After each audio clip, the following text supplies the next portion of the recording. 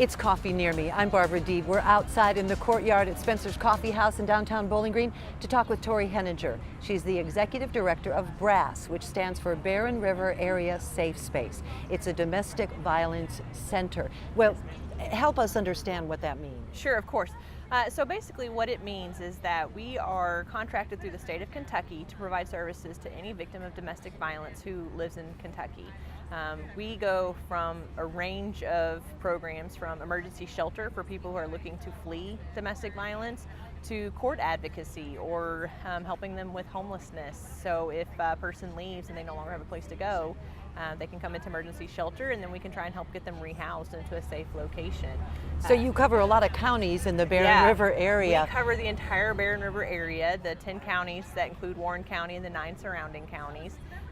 We served about 405 women and children last year in our shelter, and we're already up to about 340, I think, to date for this year. Help our audience understand, when we talk about domestic violence, what does that mean? How is that defined? Domestic violence has really seen an increase in understanding of what constitutes domestic violence. It used to be battered women. That was the entirety of the definition. But now it is so much more than that. It is both male and female victims. It is both physical abuse, but also mental, emotional, psychological, financial abuse is the second most, or is the most common secondary type of abuse there Financial abuse. So how do Financial you? abuse. Okay, now that one you can prove. You have a paper trail. Yeah. But when you're talking about emotional, mental abuse, that's a little bit tougher to It is. diagnose. It's harder to prove in all areas, and a lot of it is trying to make sure that you're able to bring in other people to help you document Corroborate? that. Yeah. And so when you have a physical injury, you can take a picture of it.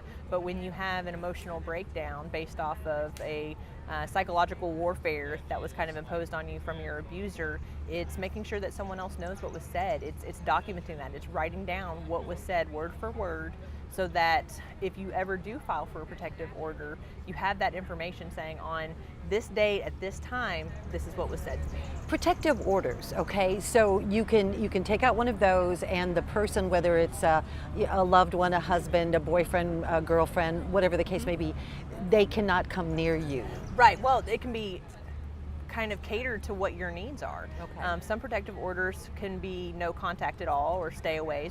Within most of the time it's 500 feet, but sometimes it's just that no violent incidents, and so you can continue to live together, you continue to have a relationship, but you no longer are violent towards them.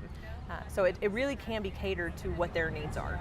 Let's talk about the cycle of domestic abuse. For those who grew up in that environment, it is their normal. It's normalcy to them.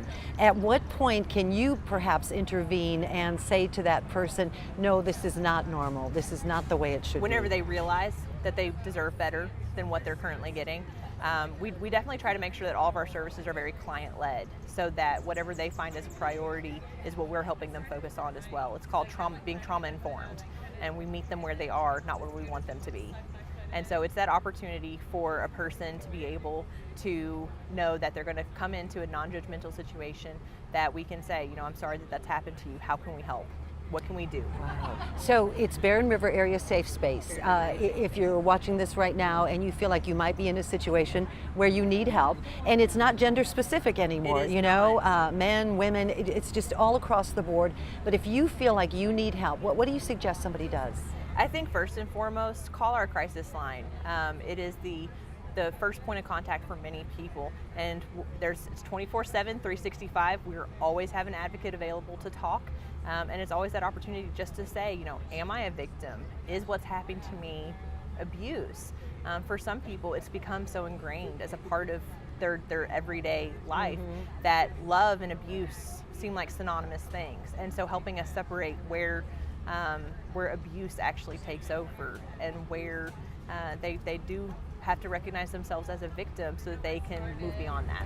And so will you go out there and get somebody? So if somebody calls you on the crisis line and says, I need help, I'm in the middle of this situation, does that then go to 911 dispatch, or do you? We ask them if they'd like for us to call 911. Sometimes our crisis calls are in the heat of that moment of someone banging on the door as they've locked themselves away in another room. But a lot of times our crisis calls are a few hours after an abusive incident, where they've had time to collect their thoughts and figure out exactly what they want to say and how they want to move forward. And so sometimes we have people call who say, I'm hiding in my bathroom right now, and we say, would you like for us to call the police? What is your address? We will stay on the phone with you until they arrive, and then after they're done, call us back and we'll go through the whole situation. We'll figure out what kind of services you need. Domestic abuse, it's not okay. It's not okay. No. Tori Henninger is the Executive Director of Barren River Area Safe Space, and of course we'll put up that number where you can call if you want more information. Thanks, Tori. Thank you so much. You've been watching Coffee Near Me from outside on the patio at Spencer's Coffee House. I'm Barbara Deeb. Thanks.